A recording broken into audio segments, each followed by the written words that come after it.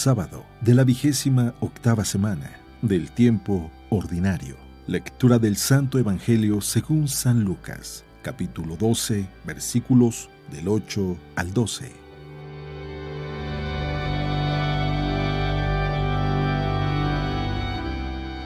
En aquel tiempo, Jesús dijo a sus discípulos: Yo les aseguro que todo aquel que me reconozca abiertamente ante los hombres, lo reconocerá abiertamente el Hijo del Hombre ante los ángeles de Dios. Pero aquel que me niegue ante los hombres, yo lo negaré ante los ángeles de Dios. A todo aquel que diga una palabra contra el Hijo del Hombre, se le perdonará. Pero aquel que blasfeme contra el Espíritu Santo, no se le perdonará. Cuando los lleven a las sinagogas y ante los jueces y autoridades, no se preocupen de cómo se van a defender o qué van a decir, porque el Espíritu Santo les enseñará en aquel momento lo que convenga decir. Palabra de Dios.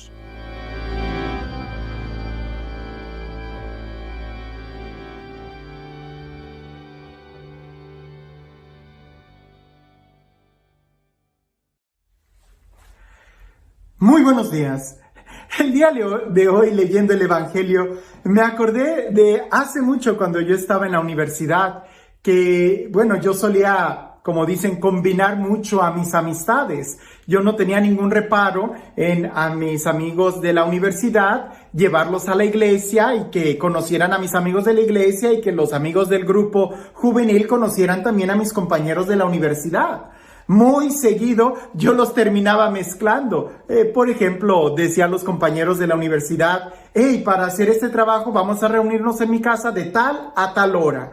Y a los de la iglesia les decía de tal a tal hora. O sea, con unos terminaba a las 6 de la tarde y con nosotros comenzaba a las 6 de la tarde. Y usualmente se mezclaban entre ellos y se conocían. Bien, en una ocasión yo tuve, no sé si el descuido quizás, de a una compañera de la universidad, y es que para mí es muy clara la diferencia entre un compañero de trabajo, un compañero de estudios y un amigo. Amigo se cuentan con los dedos de la mano.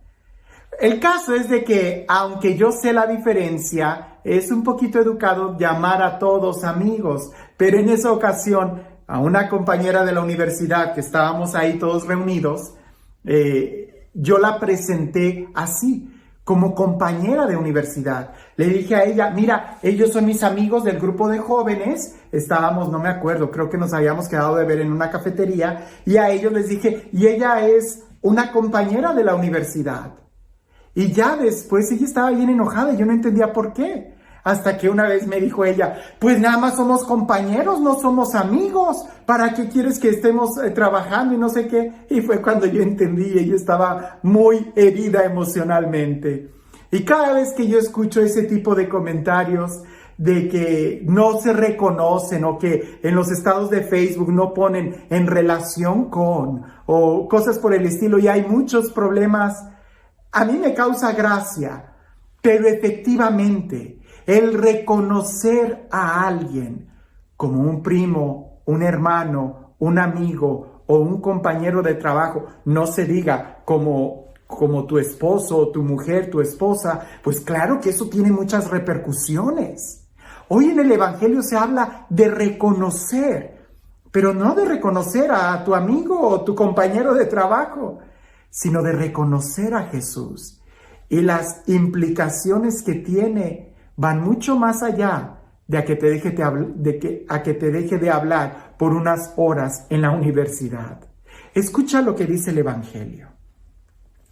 En aquel tiempo, Jesús dijo a sus discípulos: Yo les aseguro que a todo aquel que me reconozca abiertamente ante los hombres, yo lo reconoceré abiertamente, el Hijo del Hombre, ante los ángeles de Dios. Pero aquel que me niegue ante los hombres, yo lo negaré ante los ángeles de Dios. Y todo aquel que diga una palabra contra el Hijo del Hombre, se le perdonará. Pero a aquel que blasfeme contra el Espíritu Santo, no se le perdonará. Cuando los lleven a las sinagogas y ante los jueces y autoridades, no se preocupen de cómo van a defender o qué van a decir, porque el Espíritu Santo les enseñará en aquel momento lo que convenga decir. Son muchas frases muy interesantes que cada una de ellas valdría la pena reflexionar. Pero la primera, quedémonos con esta idea, reconocer. Porque reconocer tiene, podemos decir, dos movimientos. Hablo del primer movimiento entendiendo un poco la palabra reconocer. Y implica conocer y volver a conocer o identificar, reconocer. No puedes reconocer a alguien que no hayas conocido. Cuando ya conoces a alguien, te es fácil reconocerlo. Y no se trata solamente de reconocer a alguien exteriormente, sino de reconocerlo en tu interior. Así como aquella compañera de la universidad, para mí fue fácil, y quiero aclarar, después fuimos grandes amigos. Pero al principio a mí se me hizo fácil simplemente presentarla como compañera. ¿Por qué? Porque para ese momento no éramos amigos, éramos solamente compañeros. ¿Cómo la iba yo a reconocer como amiga cuando no éramos amigos? Lo mismo sucede con Jesús. Cuando tú no eres capaz de reconocerlo a Él como el Señor de tu vida, es porque sencillamente no lo has conocido. Cuando lo conoces como una estatua allí en la iglesia, cuando solamente conoces a Jesús por oídas, pues es solamente así lo que vas a decir de Él.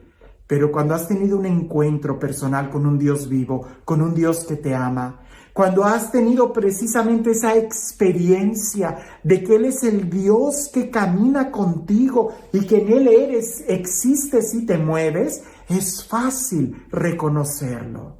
Y quiero hablar de estos dos movimientos. Un movimiento, pudiéramos decir, ser capaz de reconocer a Jesús en la presencia de tu hermano, en los hombres. Sí, que tú seas capaz de descubrir que Jesús está en aquel hermano, en el pequeño, en el herido, en el lastimado, en el enfermo. Que tú seas capaz de mover y dejar de mirar el exterior, herido o lleno de pecado o lleno de miserias, para que puedas reconocer en Él la imagen y semejanza de Dios. Pero también el segundo movimiento no es solamente que tú lo reconozcas en el hermano, sino de que la gente reconozca a Jesús en ti y que cuando te vean parte de Jesús en ti, vean parte de su divinidad, vean parte de su espíritu, vean parte de su fuerza en ti. ¿Qué es lo que los demás ven en ti? ¿A un hombre de fe? ¿A un hombre que cree en Dios? ¿A un hombre lleno del Espíritu Santo? ¿O nada más ven a aquella mujer gritona, aquella mujer llena de tubos que se la pasa echando chisme? Entonces ahí va a ser difícil que puedan ver la presencia de Dios. Yo recuerdo, y ha sido todo un proceso de conversión en mi vida, lo que te comparto, en ningún momento lo comparto como si yo fuera un modelo. Por supuesto que no. Sigo confesándome, lo que implica que sigo cometiendo pecados, y Dios sabe que me duele y me esfuerzo en caminar a la santidad. Pero te comparto esto de mi vida. Cuando yo tuve mi encuentro con Dios de una manera abrazadora, que cambió totalmente mi vida, fue en la secundaria, lo que aquí es la middle school. Y cuando yo tuve ese encuentro con Dios tan fuerte, yo no paraba de anunciarlo ahí con mis compañeros de la secundaria. Solamente convencí a uno que me acompañara al grupo, solamente a uno. Cuando entré a la preparatoria cambié totalmente la estrategia. Yo ya no decía nada con las palabras, sino que más bien me esforzaba por vivir como un cristiano. Y ahí fue donde muchos compañeros de la preparatoria, creo que casi el 3% de mi salón, me acompañó al grupo de la iglesia. Algunos de ellos se hicieron seminaristas e incluso hay una compañera, amiga, que se hizo religiosa. Y todavía más cuando yo estaba en el grupo de la universidad y que todo el mundo estaba compartiendo sus proyectos. Cuando llegaron a mí me preguntaron, ¿y cuál es tu proyecto? Yo dije, quiero entrar al seminario. Y todo el mundo volteó a verme como bicho, raro, extrañados. Pero poco a poco, cuando fueron conociéndome, hubo quien me dijo, a ti se te notaba algo diferente. Sabíamos que tú tenías otro proyecto más grande y eso a mí me llenó de mucho gusto, porque pude darme cuenta, como cuando a Pedro le decían, tu forma de hablar te delata, tú estuviste con Jesús. Y es que cuando uno está con Jesús, sencillamente se nota. Por eso, cuando tú reconoces a Jesús y lo reconoces desde el fondo de tu corazón y tu vida y los demás reconocen en ti la presencia de Dios, ten la seguridad que también Jesús en el cielo te va a reconocer como uno de los que le pertenecen. Así como cuando Dios le decía a Satanás refiriéndose a Job, ¿ya viste a mi hijo Job? Él me ama. Él es fiel.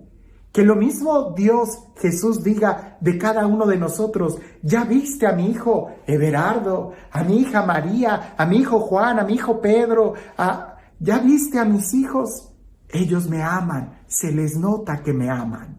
Ahora, cuando llegue el momento de la persecución, el momento en que todo el mundo te pregunta, porque siguen las preguntas, ¿verdad? El por qué esto y el por qué aquello y el por qué la iglesia y el por qué el papa y que esto y que aquello. No digas nada, que simplemente tu testimonio de vida sea el más fuerte para hablar.